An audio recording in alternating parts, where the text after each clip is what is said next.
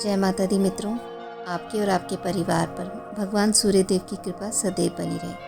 आज मैं आपको भगवान सूर्य देव की व्रत कथा सुनाने जा रही हूँ। सालों पहले एक बुढ़िया सूर्य देव की भक्ति में पूरी तरह से लीन थी। वो हर रविवार को सुबह स्नान कर घर के आंगन को गोबर से अच्छी तरह लिपाई करके सूर्य देव की पूजा करती थी। फिर सूर्य देव के लिए व्रत रखकर शाम को उन्हें भोग लगाने के बाद भोजन करती थी। उस बुढ़िया की भक्ति भावना से सूर्यदेव काफ़ी प्रसन्न थे और भगवान की कृपा से उस बुढ़िया को किसी तरह की परेशानी नहीं होती थी। उस बुढ़िया की खुशी और संपन्नता को देखकर उसकी पड़ोसन को जलन होने लगी। वह बुढ़िया अपनी पड़ोसन के आंगन में बंधी गाय के गोबर से आंगन को लीपा करती थी। पड़ोसन ने जलन के मारे उस गाय को आंगन की जगह घर के अंदर बांधना शुरू कर दिया। अब अगले रविवार को सुबह बुढ़िया को सूर्य देव की पूजा करने के लिए गाय का गोबर नहीं मिला, जिस कारण वह सूर्य देव की पूजा नहीं कर पाई और पूरे दिन खुद भी भूखी रही। रात में सूर्य देव उस बुढ़िया के सपने में आए और उससे पूजा ना करने और भोग ना लगाने का कारण पूछा। जवाब में बुढ़िया ने बताया, घर के आंगन को लीपने के लिए गोबर नहीं था, इसलिए पूजा नहीं कर पाई। पूजा नहीं करी तो भोग भी नहीं चढ़ाया। बुढ़िया की बात सुनकर सूर्यदेव उनसे कहते हैं कि मैं तुम्हारी भक्ति से प्रसन्न हूँ, इसलिए मैं तुम्हें एक गाय दे रहा हूँ। वो तुम्हारे घर को धन से भर देगी। यह कहते ही सूर्यदेव उसके सपने से चले गए। अगली सुबह जब बुढ़िया की आँख खुलती है तब वह देखती है कि उसके आंगन में एक सुंदर गाय और बछड़ा बंधा हुआ है। यह सब देखकर वह हैरान हो गई। उसे अपने सपने की कोई बात याद नहीं थी। इसे उसने सूर्य देव की कृपा समझा और गाय को चारा देने लगी। बुढ़िया के आंगन में सुंदर गाय और बछड़े को देखकर पड़ोसन की जलन बढ़ गई। कुछ देर बाद जब बुढ़िया घर के अंदर जाती है तो गाय सोने का गोबर करती है। यह देखकर पड़ोसन चौंक जाती है और उस गोबर को उठाकर अपने घर ले आती है और अपने गाय के गोबर को उसके आंगन में रख देती है। यह सिलसिला कुछ दिनों तक चलता रहा और वो पड़ोसन धनवान हो गई।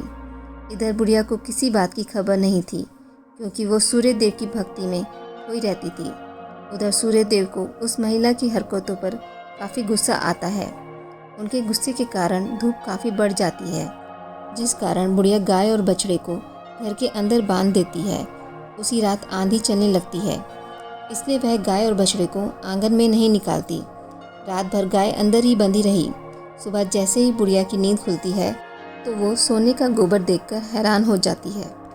उस दिन के बाद से रोज़ाना वो गाय को घर के अंदर बांधने लगी।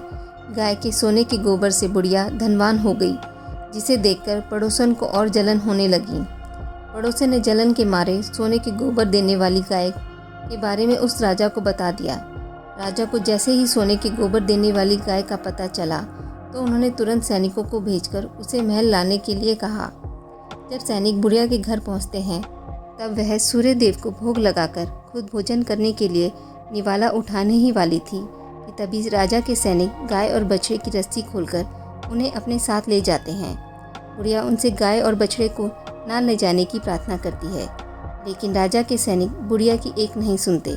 कुछ ही देर में सैनिक गाय को राजा के पास ले जाते हैं। राजा गाय की सुंदरता को देखकर काफ़ी खुश होते हैं और उसे अपने पास ही रख लेते हैं। गाय व बछड़े के जाने के गम में बुढ़िया बिना खाए पिए पूरे दिन सूर्य देव से गाय और बछड़े को लौटाने की प्रार्थना करती है। इधर दूसरे दिन सुबह राजा सोने का गोबर देखकर हैरान हो जाता है। उधर बुढ़िया भूखी प्यासी सूर्य देव की प्रार्थना में लगी रहती है।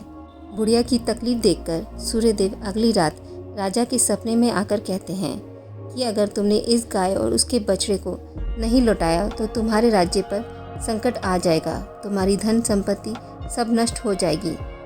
सूर्य देव की बातें सुनकर राजा की नींद टूट जाती है। दूसरे दिन सुबह वो बुढ़िया को गाय और बछड़ा लौटा देते हैं, साथ ही उसे कुछ धन भी देते हैं और उसकी पड़ोसन को सज़ा देते हैं। सूर्य देव की इस चमत्कारी गाय और बुढ़िया पर उनकी कृपा देखकर राजा पूरे नगर के लोगों को हर रविवार सूर्य देव की पूजा करके व्रत रखने के लिए कहते हैं। तभी से ही रविवार के व्रत का चलन शुरू हुआ और राजा के पूरे राज्य में खुशियाँ ही खुशियाँ छा गई। ओम सूर्याय नमः। ओम सूर्याय नमः।